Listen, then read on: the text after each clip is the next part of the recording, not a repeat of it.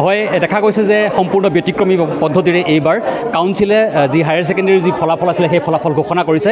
এইবাৰ ফলাফলৰ তালিকাত কোনো স্থান প্ৰাপকৰ নাম নাই। ইয়াত সম্পূৰ্ণভাৱে একে মানে সাধাৰণভাৱে প্ৰকাশ কৰা হৈছে উত্তীৰ্ণ তালিকা। প্ৰথম বিভাগ, দ্বিতীয় বিভাগ আৰু তৃতীয় বিভাগৰ প্ৰাৰ্থীৰ উত্তীৰ্ণৰ যি শিক্ষাৰ্থী আছে তেওঁলোকৰ নাম প্ৰকাশ কৰা হৈছে পাৰ্চেণ্টেজৰ সৈতে।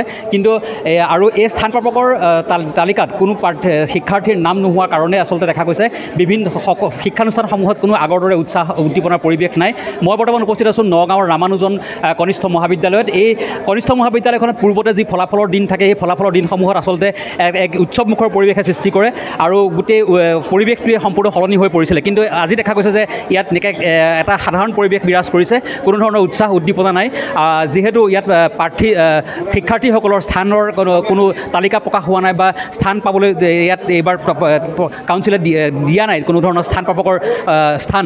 গতিকে মোৰ লগত আছে বৰ্তমান ৰামানুজন কনিষ্ঠ মহাবিদ্যালয়ৰ অধ্যক্ষ শ্ৰীযুত দিলীপ বৰা। তেখেতৰ পৰা জানিম যে তেখেতৰ মনৰ অনুভৱ কি ক'ব আজিৰ দিনটোত ৰিজাল্টটো বৰ সাধাৰণভাৱে প্ৰকাশ কৰা নাই। এইটো ৰাজ্যৰ যিসকল বিজ্ঞ লোক আছে, শিক্ষা বিভাগৰ লগত জড়িত বিষয়া আছে, চৰকাৰ আছে, সকলোৱে নিশ্চয় এটা ভাল সিদ্ধান্ত, সুস্থিৰ সিদ্ধান্ত, এটা ধনাত্মক সিদ্ধান্ত গ্ৰহণ কৰিছে আৰু সিদ্ধান্তটো আমি সন্মান জনাইছোঁ। কিয়নো কাৰণ এই সিদ্ধান্তটো বহুত চিন্তা কৰি লৈছে সিদ্ধান্তটো। কাৰণ গোটেই অসমৰ যিসকল ছাত্ৰ ছাত্ৰীটো আমি এইটো চাই থাকিলে নহ'ব যে অসমৰ ভিতৰত প্ৰতিযোগিতা। এতিয়া যোৱা বছৰৰ ৰিজাল্টত আমাৰ 19জনে স্থান পাইছিলে, এতিয়ালৈকে আমাৰ 88জনে স্থান পালে। কিন্তু আমি লগে লগে আমি সৰ্বভাৰতীয় ভিত্তিত আমি কি কৰি দেখুৱাব পাৰিছোঁ। গতিকে এই সৰ্বভাৰতীয় ভিত্তিত লৈ যাবৰ কাৰণে গোটেই প্ৰতিযোগিতাটো এইটো চিন্তা কৰা হৈছে। গতিকে আমি সন্মান জনাইছোঁ। এতিয়া আমাৰ মই ক'লোঁ নহয়, যোৱা বছৰ ছায়েন্সত গোটেই অসমৰ ভিতৰত 16জনে স্থান পাইছিল। তাৰে প্ৰথমৰ পৰা আৰম্ভ কৰি 10 নম্বৰলৈকে 11জনেই আমাৰ ৰামানুজনৰ আছিল।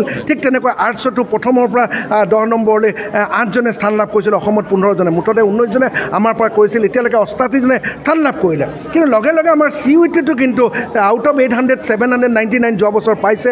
ঠিক তেনেকৈ JEE-ত এইবছৰ ফাৰ্ষ্ট যিটো পৰীক্ষা হৈছিল তাতে 99.61% সাগৰ নাথে পাইছে।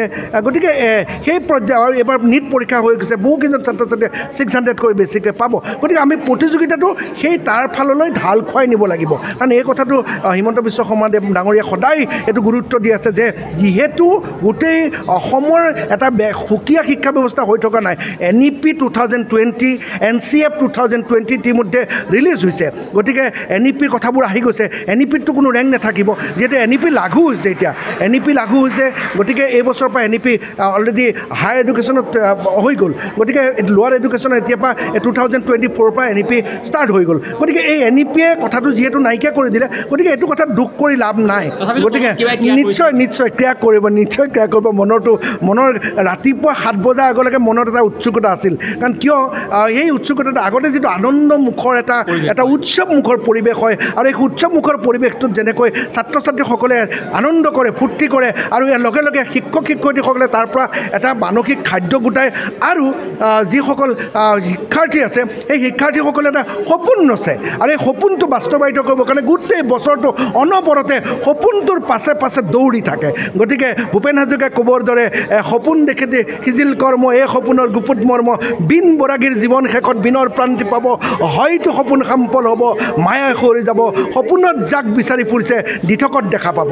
গতিকে এই সপোনটোৰ পাছে পাছে ছাত্ৰ ছাত্ৰীসকলে যেনেকৈ দৌৰি ফুৰিছিল, এতিয়াও সপোন দেখিব, মানে দেখে বুলি কোৱা নাই, কিন্তু এই যিটো পৰিৱেশ, সেই পৰিৱেশটো নোহোৱা হৈছে। গতিকে এটা কথা ক'বই লাগিব, নোপোৱাৰ বেদনাতকৈ পাই হেৰুৱা বেদনাটো বেছি দুখজনক। নিশ্চয়কৈ আপুনি আৰু এটা কথা কওক যে ছাত্ৰ ছাত্ৰীসকলে এটা কথা সদায় মনত ৰাখিছিলে যে আমি ষ্টেণ্ড কৰিব লাগিব, পৰিচ্ছন্নতা পাব লাগিব। গতিকে এই যে এটা সময় হেৰি কৰি দিলে, গতিকে তাত কিবা এটা প্ৰভাৱ পৰিব পাৰে নেকি? তাত মানে আচলতে প্ৰতিযোগিতাটো থাকিবই, সদায় প্ৰতিযোগিতাটো নিজৰ লগত প্ৰতিযোগিতা সদায় থাকিব লাগে মই ভাবোঁ। কাৰণ মই কালি কি আছিলোঁ, আজি মই ক'লৈ গৈছোঁ। গতিকে সেই প্ৰতিযোগিতাটো থাকিবই, ৰেংক থাকিলেও থাকিব, ৰেংক নাথাকিলেও থাকিবই। কিয়নো কাৰণ প্ৰতিযোগিতা অবিহনে চবৰে প্ৰতিযোগিতা। এতিয়া আমি অসমখনক ভাৰতৰ ভিতৰত শ্ৰেষ্ঠ ৰাজ্য হিচাপে আমি প্ৰতিষ্ঠা কৰিবৰ কাৰণে আমাৰ মুখ্যমন্ত্ৰী ডাঙৰীয়াই অনবৰতে সপোন দেখি আছে, চেষ্টা কৰি আছে, আমিও তাত সহযোগিতা কৰিব লাগিব। গতিকে এই যিটো প্ৰতিযোগিতা থাকিবই, গতিকে ৰেংক থাকিলেও প্ৰতিযোগিতা থাকিব, নাথাকিলেও থাকিব। কিন্তু সেই প্ৰতিযোগিতাৰ যিটো পৰিৱেশ, সেই পৰিৱেশটো কিন্তু আমি আনি দিব লাগিব। ধন্যবাদ জনাইছোঁ হয় নিশ্চয়কৈ ক'ব লাগিব যে এই কথাষাৰ যে ৰেংক থাকিলেও আচলতে প্ৰতিযোগিতা থাকিবই আৰু ৰেংক নাথাকিলেও প্ৰতিযোগিতা থাকিব গতিকে ইয়াত চিন্তা কৰিবলগীয়া একো নাই গতিকে ভালদৰে পঢ়া শুনা সকলো ছাত্ৰ ছাত্ৰীয়ে পূৰ্বৰ দৰে কৰিব লাগিব আৰু ইতিমধ্যে ৰামানুজন কনিষ্ঠ মহাবিদ্যালয়ৰ অধ্যক্ষই অসম চৰকাৰৰ যি এই সিদ্ধান্তক আদৰণি জনোৱা পৰিলক্ষিত হৈছে নগাঁৱৰ পৰা মই Paragjyoti Hazarika DA News Plus